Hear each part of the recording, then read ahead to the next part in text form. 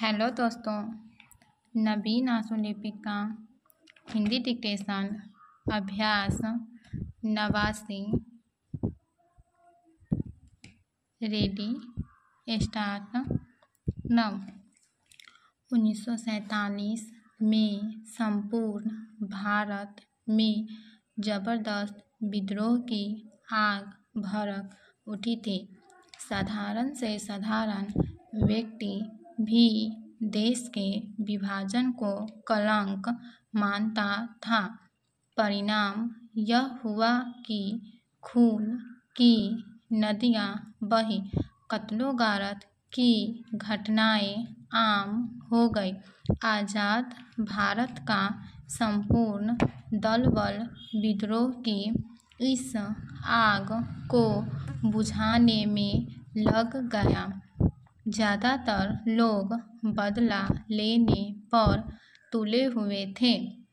नेताओं का आग्रह था कि सब जातियों में सद्भाव बना रहना चाहिए, इसलिए सरकार ने बहुसंख्यक लोगों को बलपूर्वक दबाया।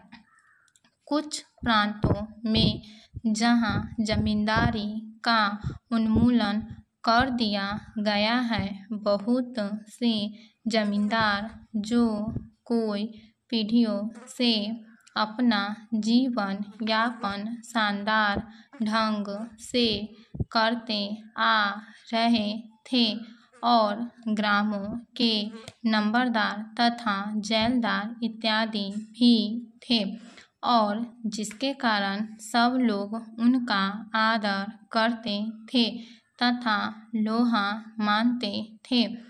अब बदलते हुए हालात को देखकर और अपने को महान संकट में समझकर ग्रामों को छोड़ नगरों की ओर प्रस्थान कर रहे हैं।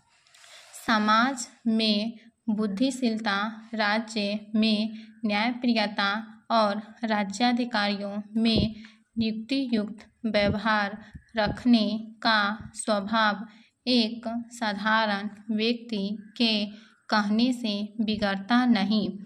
यह काम विद्वानों और राजनीतिज्ञों का है कि समाज, राज्य और राज्य कर्मचारी ठीक युक्तियुक्त व्यवहार रख सके।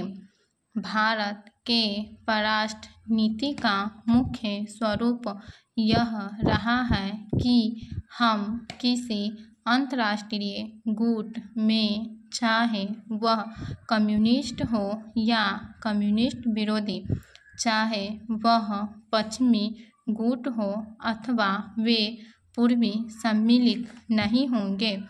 दोनों के प्रति मैत्री भाव रखेंगे और अंतर्राष्ट्रीय समस्याओं को मानवीय हित को दृष्टि में रखते हुए सच्चाई और ईमानदारी से जो ठीक समझेंगे वही कहेंगे।